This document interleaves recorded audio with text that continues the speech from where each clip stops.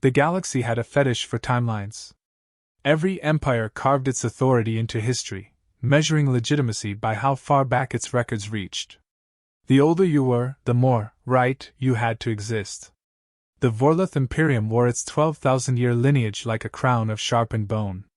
Their admirals spoke of young species, the way executioners spoke of practice swings. Humanity barely registered. 4 centuries of interstellar travel. A blink. A statistical anomaly that somehow survived first contact.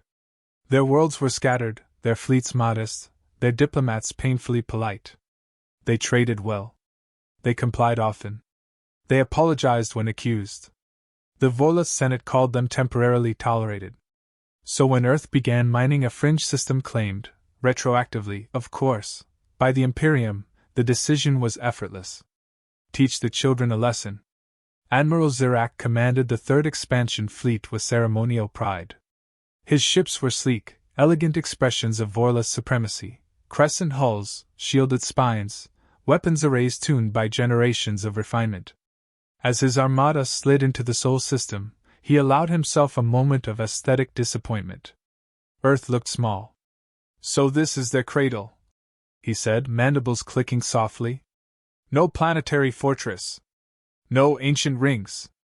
Barely defended. Humans favor diplomacy, his aide replied. They will protest. Stall. Appeal to councils. Of course they will, Zirak said. And then they will surrender. The ultimatum was transmitted in flawless legal cadence. Compliance terms. Resource seizure. Military oversight. Cultural integration. Resistance punishable by orbital cleansing. The humans did not answer. Minutes passed. Then more. No response, the communications officer reported. But movement detected. The tactical hollow bloomed with contacts. Human ships across the system were powering up, not forming defensive lines, not charging weapons, but burning outward. Fast. Deliberate. Coordinated. They're abandoning the system, an officer said. Evacuating? Zirak felt irritation curl through his thorax. Cowardice suits them. Let them run. Prepare the first strike. Then space screamed. Sensors spiked violently. Gravity twisted into impossible geometries.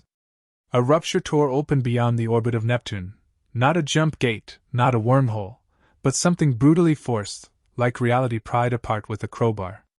The bridge fell silent. From the wound emerged a ship. No, a thing. Its mass defied scale. The hull was a slab of layered black metal, scarred, uneven, brutal in a way modern warships were not. There was no elegance. No concern for aesthetics. Only function piled atop function, armor over armor, weapon mounts fused directly into the frame. Then another. Then more.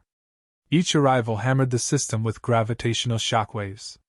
These vessels did not glide into existence. They arrived, like old predators waking angry and confused. What are those? Someone whispered. The sensors tried to classify them.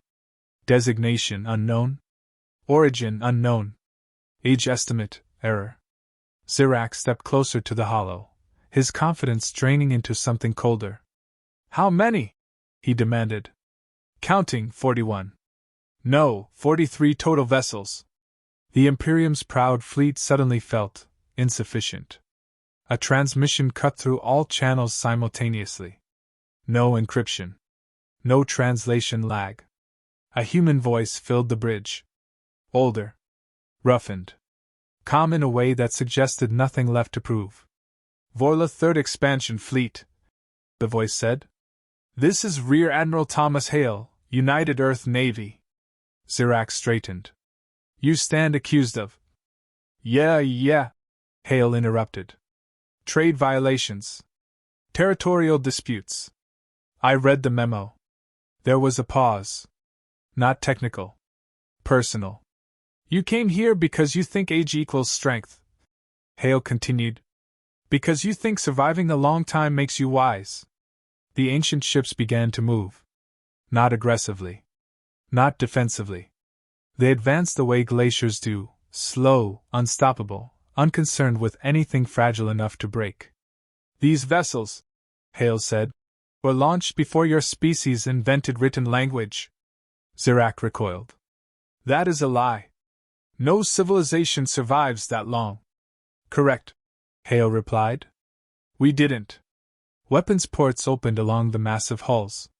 Not sleek cannons or glowing lances, but deep, cavernous structures that looked more like industrial machinery than guns. Energy readings surged, strange, heavy, bending sensors toward failure. We built them when extinction was normal, Hale said. When the universe kept trying to kill us and we hadn't learned how to talk our way out of it yet. Zirak's tactical officer shrieked. Admiral! They've locked weapons. Every ship has a firing solution. Return fire! Zirak roared. All batteries! The Vorlith fleet unleashed hell. Beams of refined plasma, gravitic lances, particle storms perfected over millennia, everything slammed into the lead human vessel. The shields didn't flare. They absorbed. Armor layers glowed briefly, then dimmed. Damage reports came back, negligible. What are those hulls made of? Someone cried. Hale answered before Zirak could. Bad decisions. Redundancy. And materials we're not allowed to use anymore. The human ships fired. The first shot didn't punch through shields. It ignored them. Space folded inward, crushed by a force that didn't care about energy dispersal or defensive harmonics. One Vorlith cruiser vanished. No explosion, no debris. Just absence, as if it had never existed. Silence strangled the bridge. Then alarms screamed. Another ship gone. Then another. Clean. Precise. Surgical. This is impossible, Zirak whispered. Those weapons violate every treaty you ever wrote, Hale finished. We know. That's why we buried them. The ancient fleet continued its advance, methodical, unhurried. We stopped using these ships, Hale said quietly, because they were built to win wars by ending civilizations. And we decided we didn't want to be that species anymore. A Vorlith battleship broke formation, engines flaring in panic. It didn't get far. Something kinetic struck it, an object moving so fast it bypassed shields through sheer stubbornness. The ship tore itself apart trying to obey physics. Hale sighed. Then you showed up, he said. Talking about lessons. Zirak stared at the tactical display as his fleet disintegrated. What are these ships? He asked, his voice hollow. There was no triumph in Hale's answer. Proof that we learn how to survive before we learn how to be nice. The ancient warships closed in.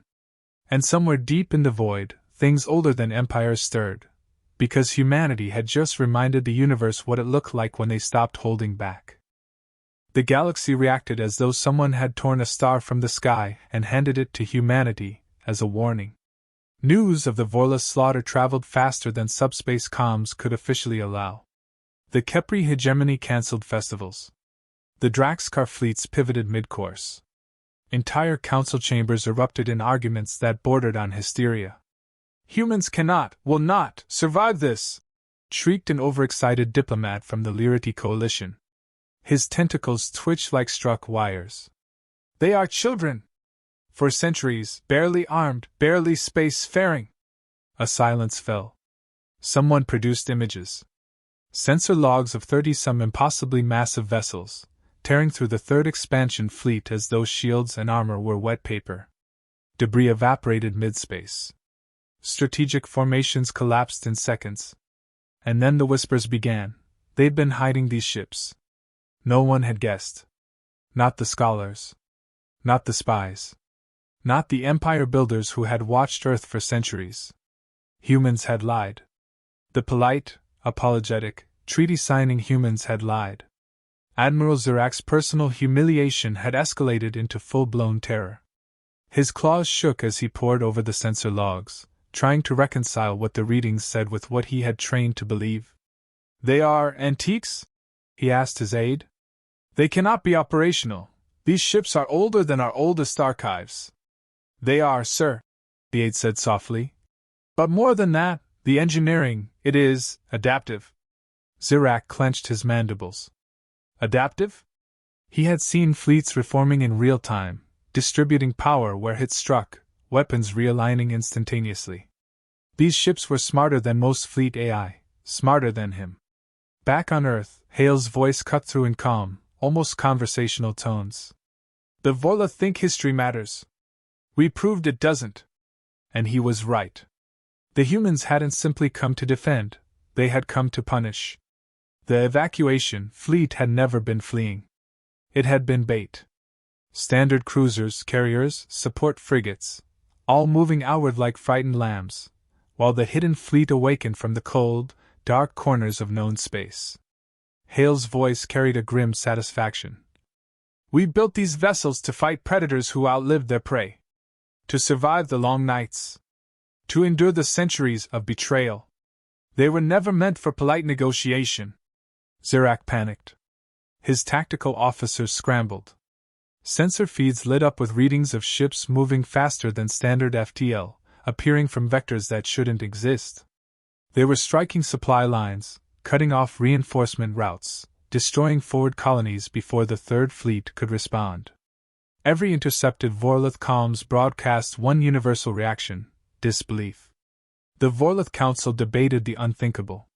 Entire colonies went dark in the outer sectors. Where humans appeared, nothing remained. Not infrastructure. Not weapons. Not even a skeleton crew. Only silence, and the warning: humanity had remembered the galaxy's forgotten debts. Meanwhile, Hale's forces advanced with terrifying precision. They weren't simply destroying, they were teaching. The tactical feeds displayed devastation with almost surgical clarity. A Kepri freighter convoy vaporized before its escort could reach weapons lock. A Draxkar orbital station collapsed in seconds, its gravitic stabilizers reversed by some unknown mechanism. Human boarding parties moved with brutal efficiency, targeting command nodes first, leaving crews trapped in inert corridors as life support systems failed. Each victory was reported back to Hale's flagship in a tone that suggested both exhaustion and grim amusement. Old ships, he murmured to his second-in-command. Old enough to remember why you don't trust anyone. Old enough to know patience is a weapon. The Imperium thought we had forgotten. We didn't. We never do. Across the galaxy, fear hardened into something else: obsession. Empires began scanning their own archives, searching for lost fleets, forgotten weapons, ancient ships humanity might be hiding elsewhere. They found nothing. Hale knew something they didn't. Humanity didn't just hide fleets. They hid principles. And the galaxy was about to relearn them the hard way. The Vorlith attempted countermeasures, desperate for control. Planetary defenses lit up against the human columns. Fleets tried to intercept, ambush, outmaneuver.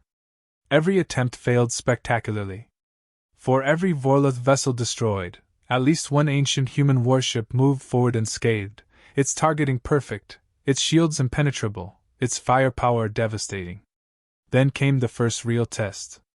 The Vorlith had set a trap, a gauntlet of gravity mines, energy barriers, and mass driver arrays meant to destroy the human baits before they reached the inner system. Hale's voice came over the comms, calm, unshakable. Interesting. They expected us to obey the rules of engagement. Too bad we stopped following rules when we realized the galaxy never did. The human fleet cut through the trap as if it were a bad suggestion. Mines detonated harmlessly against hulls that had survived supernova proximity testing. Energy barriers flickered against weapons tuned centuries before Vorlith sensors even existed. Mass drivers disintegrated mid-acceleration. Zirak could do nothing. The realization hit him slowly, as if gravity itself was teaching a lesson. These humans had not only survived the galaxy, they had studied it. They had learned patience, cunning, and cruelty, not by textbooks but by centuries of being underestimated, betrayed, and mocked. By the time the Vorlith realized their inner colonies were compromised, it was too late. Hale's voice rang again, carrying the quiet finality of history's hammer. Empires fall. Fleets vanish. Stars burn out. But humans? We remember. And sometimes, we remember everything. The first planetary strike hit 2 minutes later. The galaxy's patience had expired. The Vorlith panicked. The Kepri bristled. The Draxkar murmured about preemptive strikes. Every empire with eyes on humanity reevaluated what they thought they knew, that humans were polite, adaptable, weak. They were none of those things. Hale's fleet moved like a predator with millennia of grudges. Every engagement was meticulous, surgical, and brutal. Vorlith carriers were obliterated before fighters could scramble. Supply convoys vanished mid-transit. Orbital factories collapsed in controlled detonations that left no survivors, no salvage, no traces of resistance. And all the while, humanity's so-called evacuation fleet maintained its outward trajectory, drawing attention, baiting the predators into patterns that were only now becoming obvious. "They think we're running," Hale said to his second-in-command, Lieutenant Vega. The woman's eyes were tired but sharp, scanning tactical overlays like a hawk. "They think we're scared. That we're reactive. They forgot one thing: we taught these ships patience before we ever taught them firepower." Vega tilted her head. "So we're playing them?" Hale's grin was dry. "No. We already won. Now we're teaching them humility." The trap was a masterpiece. Vorlith fleets, emboldened by their numbers and history, converged on the human convoy, confident they could crush what appeared to be a terrified, disorganized flotilla. But the humans weren't fleeing, they were leading them into a gauntlet laid decades ago, in empty systems no one remembered, systems with hidden caches of weapons, ancient jump points, and relic war machines buried and forgotten. The first strike came not from human weapons, but from the environment itself. Systems engineered by the old Navy, predating most civilizations, activated like a ghost army. Gravity wells collapsed on Vorlith vessels. Asteroid fields detonated in controlled microfusion, shredding hulls before crews could react. Ancient missile batteries, hidden in dark moons, fired autonomously, guided by AI with a memory longer than the Vorlith Imperium itself. "See?" Hale said quietly, almost to himself. "We never fought fair. Not when we could avoid it. Not when it mattered." On the Vorlith flagship, Zirak's claws shook as he tried to coordinate his forces. Every maneuver he predicted was countered before he could finish the command. Every attack was met with something he couldn't understand. "They're anticipating everything," one officer cried. "It's as if they know our tactics before we do." "Of course," Zirak hissed. "We underestimated them." Again. Meanwhile, Hale's fleet executed the final phase. The outward moving, evacuation, flotilla reached predetermined points, aligning precisely with jump corridors designed for maximum strategic effect. The ancient warships emerged, not from a jump point, but from multiple vectors simultaneously, attacking Vorlith forces from angles that no modern sensor could track in real time. It was overwhelming, devastating, and merciless. The first wave of Vorlith heavy cruisers evaporated in seconds. Command vessels were incinerated before they could signal a retreat. Zirak himself barely escaped, witnessing his empire's pride reduced to smoldering debris through the main viewport. And then Hale revealed the real shock, the origin of these ships. "These vessels," he said, his voice carrying over subspace channels now being hijacked, "were built in the first colonies, before the fall of Earth's first interstellar federations. They were designed for one purpose: survival.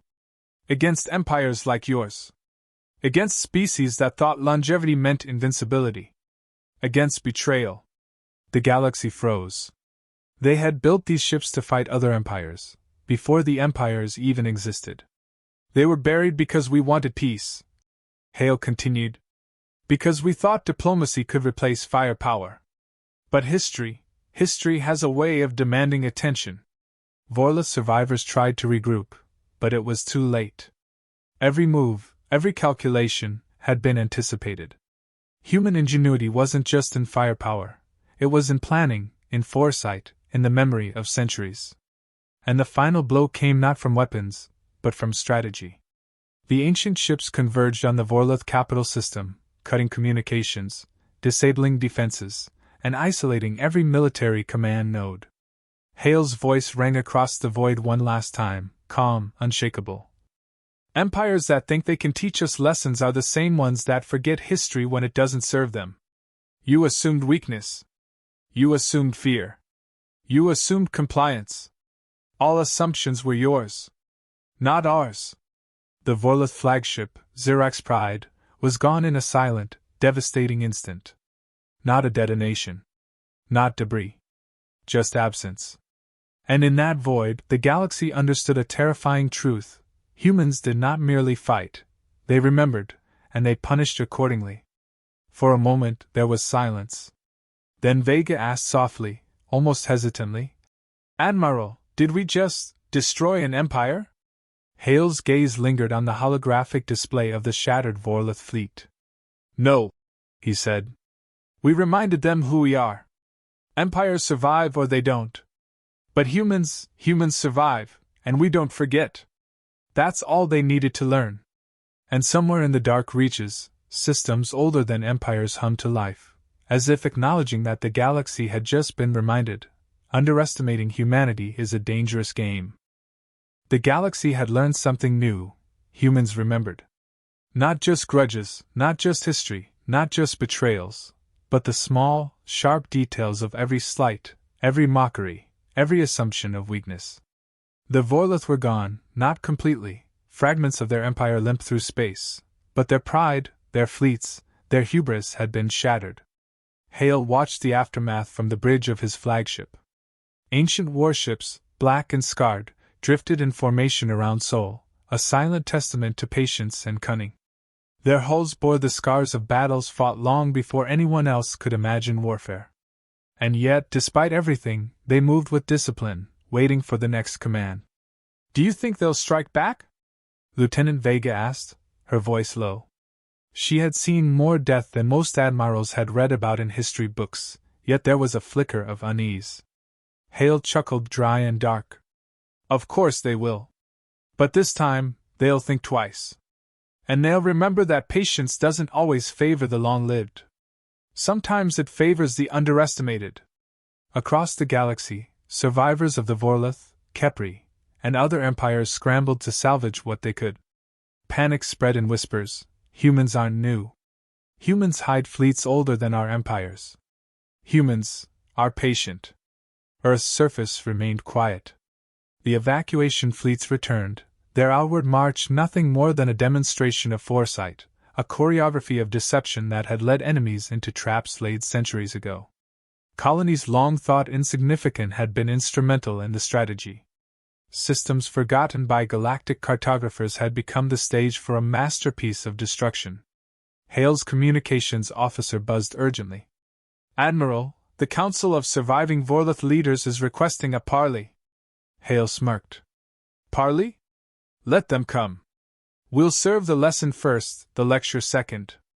And the lecture will be painful." The Vorlith negotiators arrived, trembling through subspace comms. Zirak's voice, once full of arrogance and authority, now wavered. "Humans, we underestimated you. Please let us negotiate terms." Hale held up a hand. "We don't negotiate with those who fail to remember history. We teach them. You have 24 standard hours before we consider all colonies in your space reclaimed. Then we'll take what's ours." There was a pause thick with fear.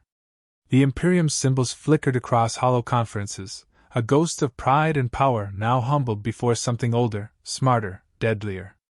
Vega leaned over Hale's console. "You could wipe out every last Vorlith system and still the galaxy wouldn't forget." "Exactly," Hale said. "And we don't have to. Fear is enough. Respect is optional. Survival is mandatory." The galaxy began to understand another truth. Humans were not polite, they were not weak, and they were not easily defeated. They were cunning, relentless, and terrifyingly patient. They did not need to conquer to dominate. They only needed to remind everyone who had underestimated them what it meant to face a species that could survive centuries of scorn and emerge not only unbroken, but armed with knowledge older than empires themselves.